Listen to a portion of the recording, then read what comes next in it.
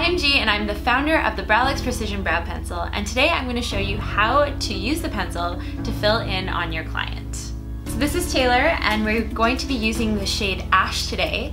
So I'm going to give you some tips and tricks to make it really easy on you when you're applying this pencil on somebody else. Because it's really easy to apply on yourself, but when it comes to applying it onto somebody else, it's really important to know how to do it. Alright, let's get started. So the first step is you want to brush through the brows to ensure that you can see the areas that need to be filled in. I'm also going to give you a few measurements to look for to make sure you know where to line up the brows on the face. The first spot that you want to measure is the head of the brow, and this can be found from looking at the small of the nose and bringing your tool all the way up through here so her brows line up perfectly. The tail is going to be found from the outside of the nose to the outside of the eye. Again, perfect placement. And the arch of her brow is going to be found by, just look straight at the camera, from the outside of the nose to the outside of the iris and up. So it measures out perfectly.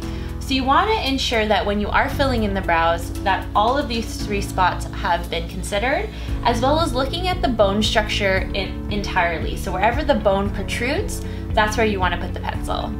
So the next step is filling in. So I like to use the tip of the pencil, and remember when you are revealing the pencil that you don't want to reveal it too much because it is a harder formula and you want to ensure that it doesn't break on you because it is thinner and more precise.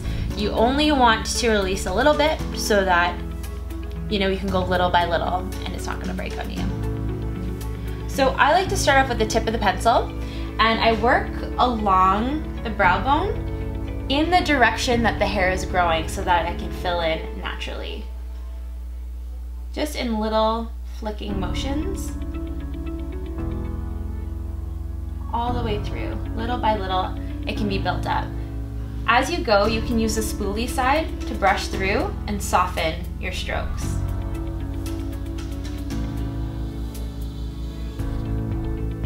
It's nice to slightly stretch the skin because that allows a firmer surface for you to be able to place the pencil onto the client's face.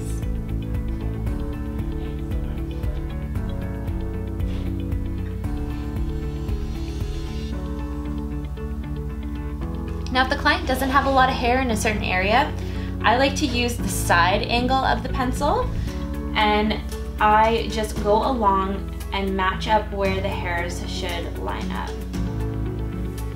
Again, in little tiny motions.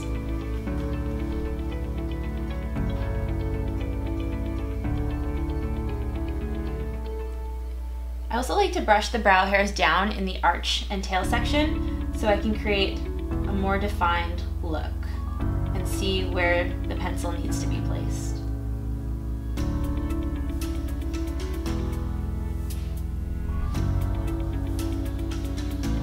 I'm using these quick little flicking motions to apply the pencil so that you're not over applying as you go through the brow. And then I gently work my way to the head of the brow.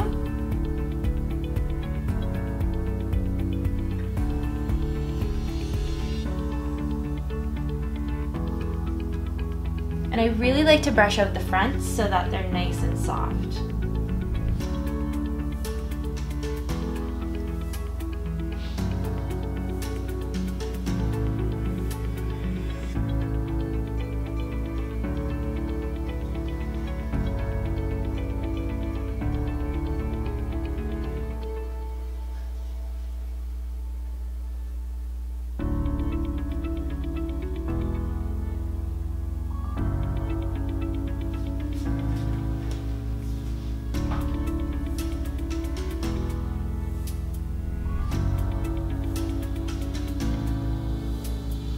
So as you can see, she has a very full brow to start off with, but by using those tiny little motions and stretching the skin slightly, lining up the brow, you can see how beautifully the pencil naturally and easily fills in for your client.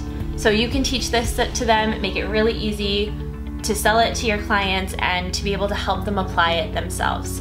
So now we're going to fill in the other side. And you just want to make sure that you look at the differences of each side and you want to even out any asymmetries between the two brows.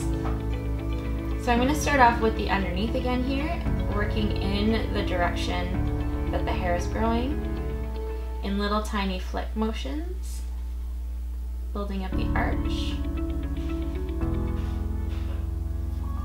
and lining up our measurements to know where the tail is supposed to end. Just tiny little movements is all you need.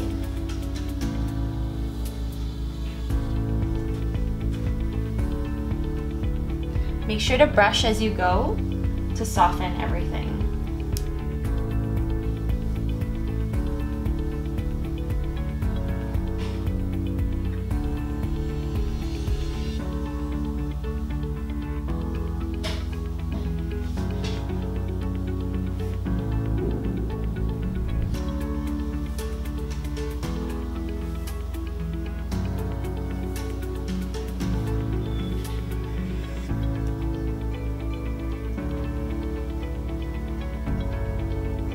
Working in the direction that the hair is growing for the most realistic looking brows.